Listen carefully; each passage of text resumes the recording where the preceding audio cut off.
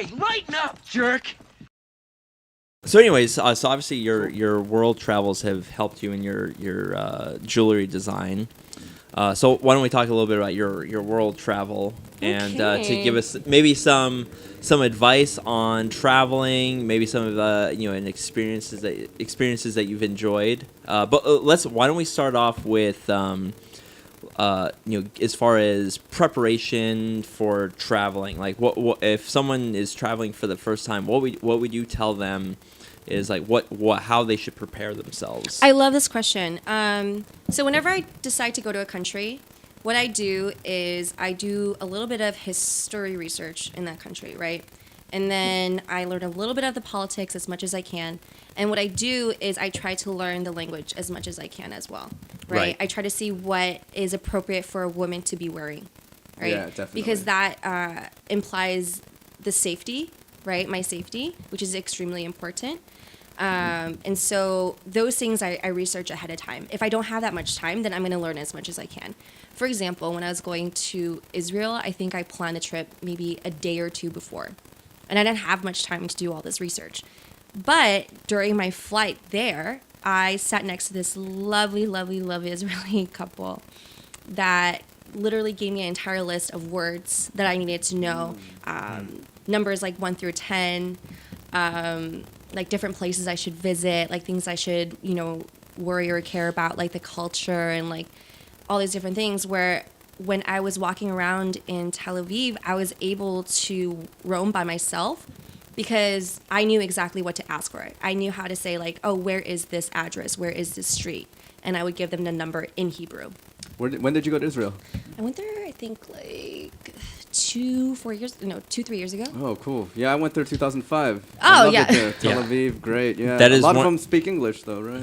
Yes, Yeah, yes, yeah. most Which of them do, helps. but a lot of people didn't. Like when I would ask people for directions, especially because I look Asian, they were kind of like Yeah. confused. So I would try to speak Hebrew and just to get by.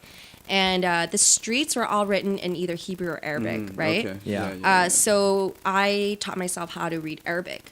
So that was the only reason why I was able to like go around by myself, is because I was able to pronounce the streets. Dang, didn't you love it? I love Israel. Oh yeah, for It's sure. awesome. It was Yeah. amazing. That is one of the destinations I want to travel to. Yeah, for sure. I've also found too, like if you make the effort to learn phrases or some of the language, they're definitely the people that they're kind of Americans, like, but if you at least attempt, like they're much more recipient to like that. It's like, oh, okay, you're at least trying, like, here, Yeah. I'll speak English to help you out Yeah. and help, and they're much nicer when that. Yeah, it's also like a very personal thing when you're putting that much effort into learning a language or a culture or whatever.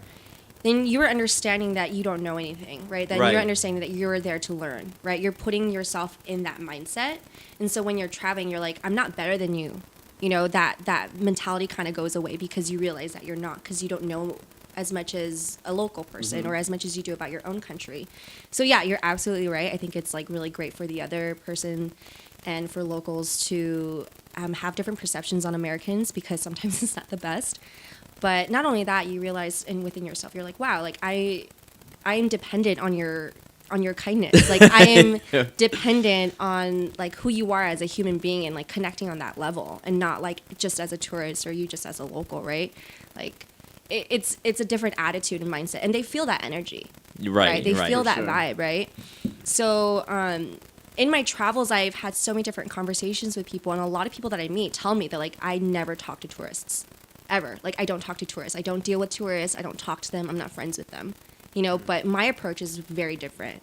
My approach isn't like, oh, I'm here to party, right? Like, Right. You no, I'm actually here- show respect of their culture. Yeah, because which it's is a way great, for me so. to, like you said, show respect. Yeah, It's a way for me to tell them, like, I'm a guest in your country, and I am here to learn about you, right? My intention is to learn about you and your culture and whatever life means to you. Like, what does love mean to you? What does pain mean to you? And what you realize is that it's all the same.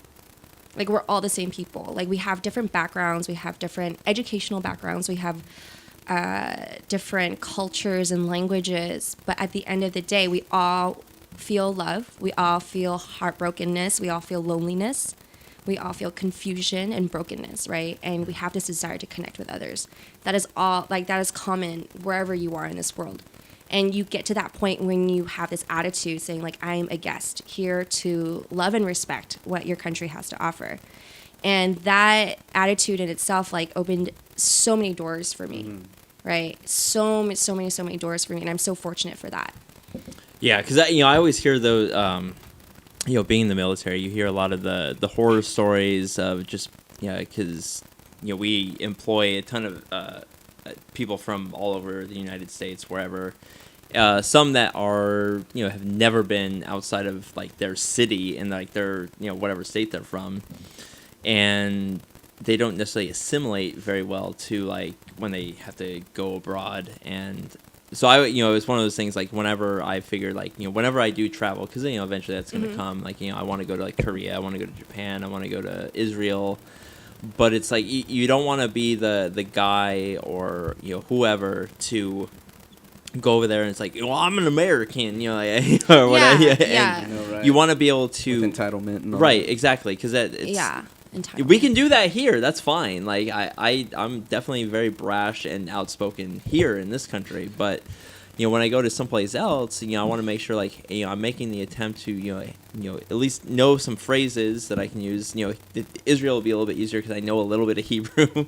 I studied it for 2 years, so I should know something. I can at least read it. So Yeah. That's cool.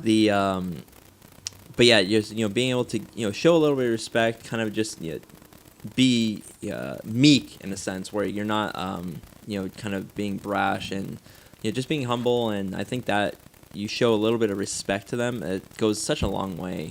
Yeah, I mean, there are a lot of people. I mean, I heard a lot of different stories from other people about their experience with Americans, and I don't want to stereotype people in general. But from my stories, the stories that I hear, it's very one way or the other. They're either very boisterous or extremely curious and open-minded, right? So I hear positive and negative things about people from my country, which I identify as an American. And I think my goal as an American when I'm traveling is to show people that even though people look Asian like me, that they're still American. And that's kind of the main thing that I have to conversate with.